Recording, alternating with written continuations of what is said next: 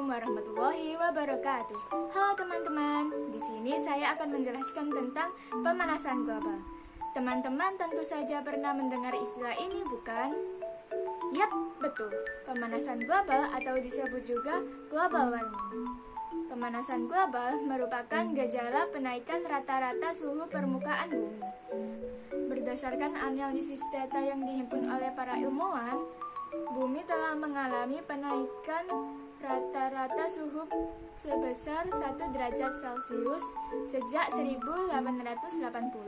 Badan Meteorologi Dunia memprediksi kenaikan suhu hingga 1,5 derajat Celcius pada tahun 2024. Kira-kira apa saja ya buktinya?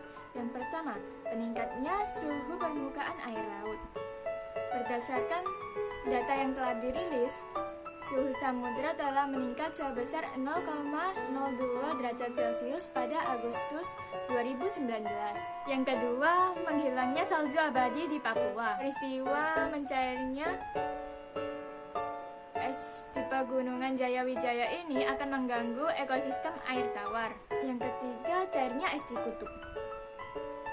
Perubahan kondisi ini dapat mempengaruhi keberlangsungan makhluk hidup yang ada di sana. Yang keempat, naiknya permukaan air laut.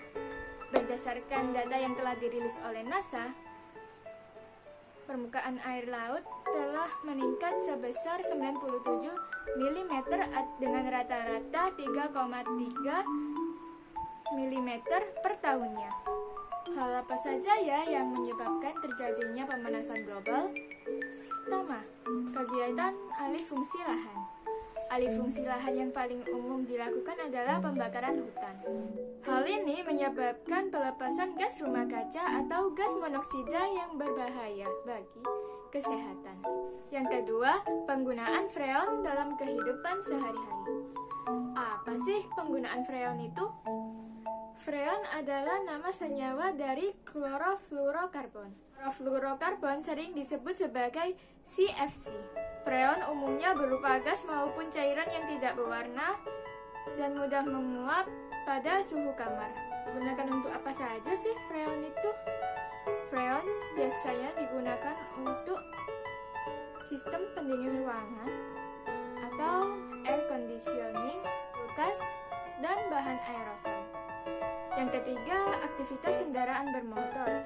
Akibat dari aktivitas kendaraan bermotor menyebabkan gas emisi yang banyak gas emisi yang terbuang, sehingga menyebabkan pencemaran udara. Yang keempat, sampah plastik. Menurut penelitian, sampah plastik akan menghasilkan gas metana dan etilena jika terkena sinar matahari dan bersifat merusak. Cara mengatasi pemanasan global: melakukan 3R. Reduce, reuse, recycle. Reduce adalah kegiatan menggunakan produk seminimal mungkin. Reuse adalah kegiatan menggunakan barang itu kembali. Dan recycle, kegiatan mendaur ulang barang lain menjadi barang yang lebih bermanfaat. 2. Bersepeda atau jalan kaki jika berpergian dengan jarak yang dekat, dan menggunakan transportasi umum jika berpergian dengan jarak jauh agar mengurangi penggunaan bahan bakar. Yang ketiga, menanam tanaman. Tanaman dapat menghasilkan oksigen dan menyerap karbon dioksida. Yang keempat, memilih untuk menggunakan alat elektronik yang hemat sumber daya. Upaya lain yang dapat dilakukan adalah 1. Menggunakan teknologi kendaraan hybrid yang menggunakan bahan bakar listrik. Yang kedua, riset nanomaterial untuk produksi skala besar sel surya dengan harga yang terjangkau. Yang ketiga, pengembangan mesin untuk bahan bakar. Sampai sini saja penjelasan dari saya. Bila ada kesalahan dalam pemilihan kata, saya mohon maaf. Sampai jumpa.